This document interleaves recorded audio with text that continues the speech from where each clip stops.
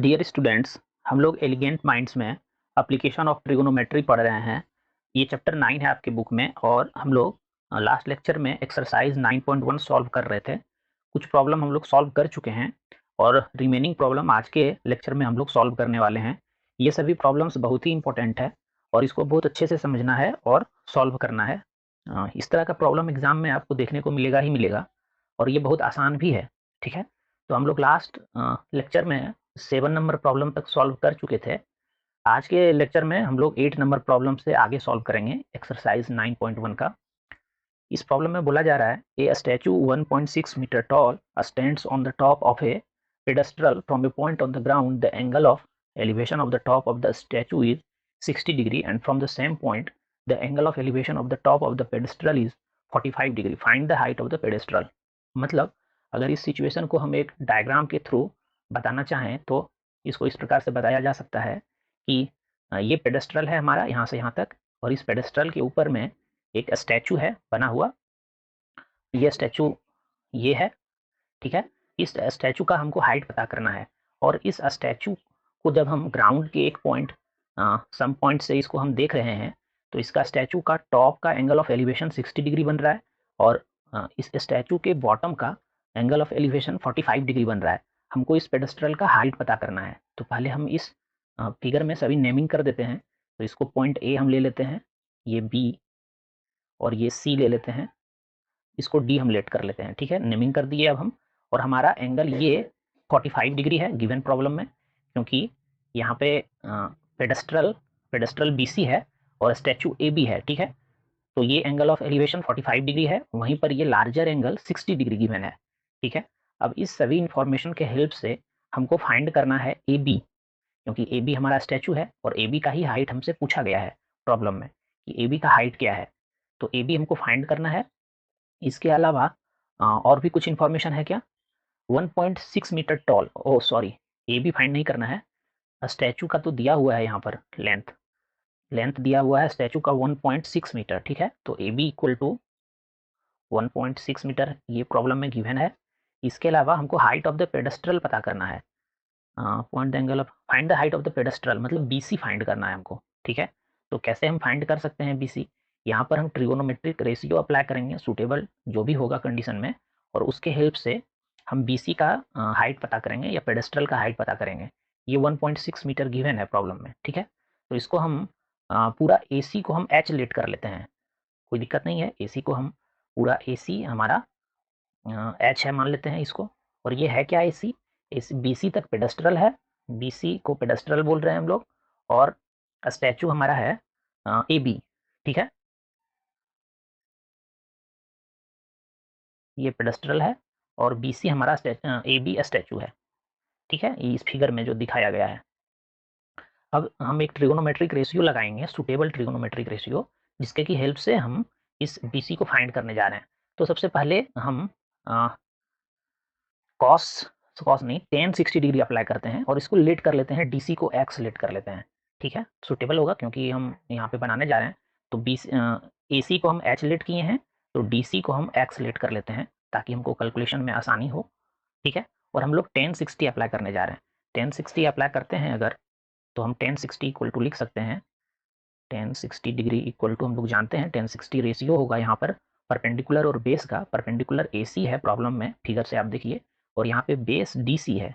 ठीक है, और 1060 का वैल्यू हम लोग जानते हैं √3 होता है, तो 1060 के प्लेस पे √3 हम यूज़ करेंगे। और एसी हम एच लेट किए हैं तो एच यूज कर लेते हैं एसी के बदले में, और डीसी हमारा एक्स है। ठीक है, तो यहाँ से हमको एच और एक्स में एक रिलेशन मिल रहा है, एच इक्वल टू हमको मिल रहा है √3x।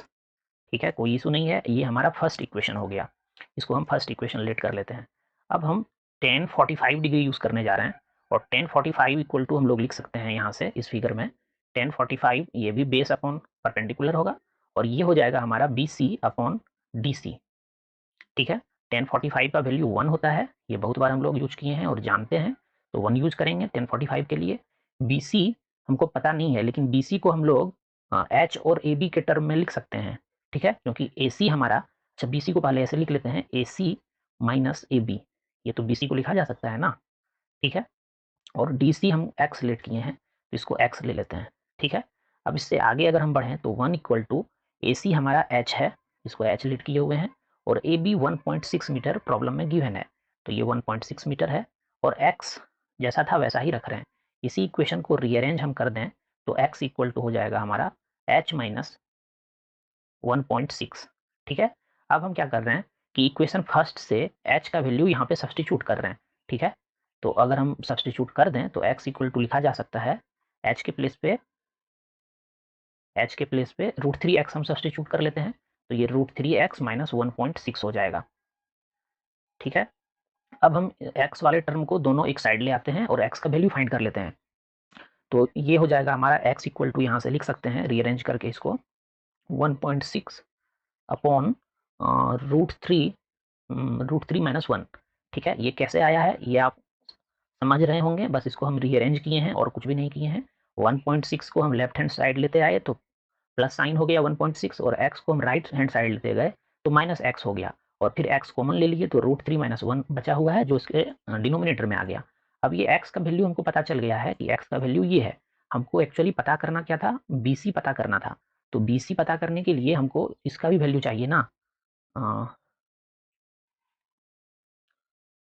BC पता करने के लिए हमको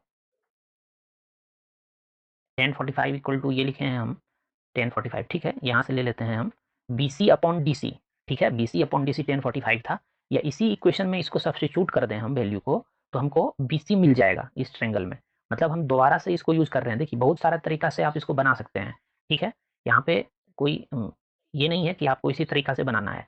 1045 एक बार फिर से हम यूज करने जा रहे हैं क्योंकि हमको अब x का वैल्यू मिल चुका है, तो 1045 equal to BC upon x जो हमको वैल्यू मिला है उसको सब्स्टिट्यूट कर लेते हैं 1.6 डिवाइडेड बाय √3 माइनस 1। ठीक है, और यहाँ से 1045 इक्वल टू 1 यूज कर लेंगे हम, 1 equal to BC upon 1.6 divided by √3 minus 1, ये मिलेगा हमको। और फिर अब हम BC इक्वल टू डायरेक्ट लिख सकते हैं, BC is equal to 1.6 divided by √3 minus 1। ठीक है, अब इसको रेशनलाइज हम कर देंगे क्योंकि ये डिनोमिनेटर में √3 माइनस 1 आ गया है, तो इसको √3 प्लस 1 और रूट डिवाइडेड बाय √3 प्लस 1 से हम मल्टीप्लाई कर देते हैं। ऐसा हम इसको रेशनलाइज करने के लिए कर रहे हैं, तो √3 प्लस 1 से ये मल्टीप्लाई हो गया। अब डिनोमिनेटर हमारा a minus B into A plus B के फॉर्मूला पे आ जाएगा, और ये हमको वैल्यू दे देगा 1.6 √3 प्लस 1, ये तो हमारा है ही पहले से। इसके अलावा डिनोमिनेटर में √3 का स्क्वायर 3 हो जाएगा और 1 का स्क्वायर 1 हो जाएगा, तो ये 2 आ जाएगा। मतलब फाइनल वैल्यू जो आएगा हमारे पास 0.8 इंटू √3 प्लस 1 मीटर, ये हाइट ऑफ द पेडेस्ट्रल हो जाएगा। ठीक है, यही हमको फाइंड करना था, मीटर। ठीक है, तो ये प्रॉब्लम सॉल्व हो चुका है। अब हम लोग नेक्स्ट प्रॉब्लम की ओर बढ़ते हैं और 9th नंबर प्रॉब्लम में देखते हैं क्या बोला जा रहा है। इस 9th नंबर प्रॉब्लम में बोला गया है the angle of elevation of the top of a building from the foot of a tower is 30 degree and the angle of elevation of the top of the tower from the foot of the building is 60 degree if the tower is 50 metre high, find the height of the building. मतलब यहाँ पे situation कुछ ऐसा है कि एक tower है और एक बिल्डिंग है, ये टावर है, ठीक है, और ये बिल्डिंग है। जब हम बिल्डिंग के फुट से टावर का टॉप देख रहे हैं तो एक एंगल बन रहा है, उसी तरह से जब टावर के फुट से हम बिल्डिंग के टॉप को देख रहे हैं तो एक दूसरा एंगल ऑफ एलिवेशन बन रहा है। इस दोनों एंगल ऑफ एलिवेशन का मेजरमेंट दिया हुआ है, ये 60 डिग्री है और ये 30 डिग्री है। ठीक है, इसके अलावा एक हाइट भी दिया हुआ है हमको, हाइट दिया हुआ है टावर इज 50 मीटर हाई, मतलब इस टावर का हाइट दिया हुआ है 50 मीटर। ठीक है, तो ये सभी इंफॉर्मेशन हमारे पास है। अब हम इसको नेमिंग कर देंगे और इसको फिर हम सॉल्व कर लेंगे। ठीक है, तो नेमिंग कर देते हैं, इसको हम ABC कर देते हैं, ABC और ये D ले लेते हैं। ठीक है, ये 50 मीटर दिया हुआ है, ये 50 मीटर है। ठीक है, अब यहाँ से हम चलते हैं और सबसे पहले हम 1060 अप्लाई करते हैं और BC को x लेट कर लेते हैं हम। ठीक है, ताकि बनाने में हमको प्रॉब्लम सॉल्व करने में आसानी हो, तो हम लोग 1060 पहले यूज़ करेंगे। और 1060 इक्वल टू यहाँ पे लिखा जा सकता है परपेंडिकुलर अपॉन बेस। परपेंडिकुलर यहाँ पे DC है और बेस इसका x लेट किए हैं हम, या BC है, चलिए पहले BC ही लिख लेते हैं, उसके बाद हम नेक्स्ट स्टेप में लिखेंगे। 1060 का वैल्यू √3 होता है, तो √3 यूज़ कर रहे हैं हम, और DC 50 मीटर प्रॉब्लम में गिवन है तो 50 मीटर यूज़ कर रहे हैं, और BC x लेट किए थे तो x यूज़ कर रहे हैं हम। ठीक है, अब x इक्वल टू यहाँ से लिखा जा सकता है 50 अपॉन √3 मीटर, मतलब हमको x का वैल्यू पता चल गया कि 50/x मीटर है ये, सॉरी √3 मीटर ना, 50/√3 मीटर, ये x का वैल्यू हमको पता चल चुका है। अब हमको पता क्या करना है, यहाँ पे हाइट ऑफ द बिल्डिंग पता करना है, मतलब ए बी हमको फाइनली पता करना था कि ए बी का हाइट क्या होगा या बिल्डिंग का हाइट क्या होगा। तो अब ए बी का हाइट पता करने के लिए हम लोग 1030 यूज करेंगे, ठीक है। और 1030 इक्वल टू लिखा जा सकता है, यहाँ 1030 के लिए परपेंडिकुलर हो हमारा ए बी हो जाएगा और इसके लिए बेस बी सी हो जाएगा, ठीक है। 1030 का वैल्यू हम लोग जानते हैं, ये 1/√3 होता है, तो 1/√3 यूज करेंगे 1030 के लिए। और ए बी हमको पता करना है, अननोन है। और बी सी अभी हम थोड़ी देर पहले पता कर चुके हैं, जिसको एक्स हम बोल रहे थे, वो है 50/√3, ठीक है। यहाँ से ए बी इक्वल टू लिखा जा सकता है 50, क्रॉस मल्टीप्लाई करना है आपको, 50/√3, जब क्रॉस मल्टीप्लाई होगा 1 से तो इतना हो जाएगा, और डिवाइडेड बाय √3, पहले से ही √3 है यहाँ पे, ठीक है। तो इसको डिवाइडेड बाय √3, एक सेकेंड, सही है ना सब कुछ, 50/√3, ये इधर आके मल्टीप्लाई हो जाएगा 1 से, और √3 पहले से ही है यहाँ पे, तो ये √3 इंटू √3 हो जाएगा। तो अब हमारा फाइनल वैल्यू जो आ रहा है ए बी इक्वल टू, ये ए बी के इक्वल आया है, ये ए बी इक्वल टू हम लोग लिख सकते हैं 50/3, क्योंकि √3 इंटू √3 3 हो जाएगा, तो 50/3 मीटर, ये ए बी हो गया, जो कि हाइट ऑफ दिस बिल्डिंग है, ठीक है। ये भी प्रॉब्लम सॉल्व हो चुका है। अब हम लोग नेक्स्ट प्रॉब्लम की ओर बढ़ते हैं, 10th नंबर प्रॉब्लम। इसमें बोला जा रहा है, two poles of equal heights are standing opposite each other on a either side of a road which is 80 meter wide. From a point between them on the road, the angle of elevation of the top of the poles are 60 degree and 30 degree respectively. Find the height of the poles and the distance of the point from the poles. मतलब यहाँ पे situation ऐसा है कि दो पोल है और इस दोनों पोल का हाइट इक्वल है, और ये रोड के अपोजिट साइड में स्टैंड कर रहा है या लगा हुआ है, ये रोड है हमारा, और इस रोड का विड्थ दिया हुआ है हमको 80 मीटर, ठीक है। तो ये 80 मीटर है और ये दोनों पोल है, इस दोनों पोल का हाइट सेम है, तो इसको हम एक्स लेट कर लेते हैं, ये भी एक्स और ये भी एक्स। अब इस रोड के किसी एक पॉइंट से इस दोनों पोल का टॉप का जो एंगल ऑफ एलिवेशन बन रहा है वो 60 डिग्री बन रहा है और 30 डिग्री बन रहा है, ठीक है।